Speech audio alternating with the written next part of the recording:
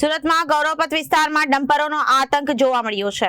ડમ્પરો હવે અન્ય લોકોની સાથે પોતાના માણસો માટે પણ ઘાતક બની ગયા છે।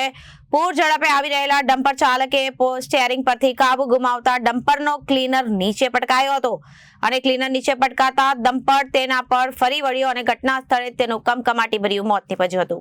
સુરતના ગૌરવપથ વિસ્તારમાં ડમ્પરનો આતંક જોવા મળ્યો હતો। ડમ્પરો હવે અન્ય લોકોની સાથે પોતાના માણસો માટે પણ ઘાતક સાબિત થયા છે। પૂર ઝડપે આવી રહેલા ડમ્પર ચાલકે કાબુ ગુમાવતા ડમ્પરનો ક્લીનર નીચે પટકાયો હતો। ક્લીનર નીચે પટકાતા ડમ્પર નીચો નોચ આવી ગયો હતો અને નીચે પટકાયેલા ક્લીનર પર ડમ્પર ફરી વળ્યું। ક્લીનરનું ઘટના સ્થળે જ મોત નીપજ્યું હતું અને ડમ્પર ચાલકને પકડી પાલ પોલીસે આગળની કાર્યવાહી હાથ ધરી છે।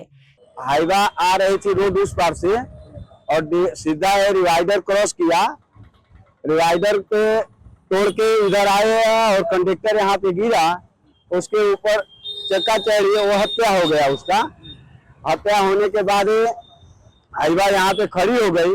ड्राइवर भागने का कोशिश कर रहा था, उसको पब्लिक पकड़ लिया था। पब्लिक पकड़ के यहाँ पे बैठाया उसको, प्रशासन को खबर किया, प्रशासन आई, उसके बाद पब्लिक निकल गई और प्रशासन को सौंप दिया उसको। ये सुबह 7 बजे की घटना है। ये पाल में पड़ता है, पाल गौरवपथ रोड, टाटा शोरूम के सामने।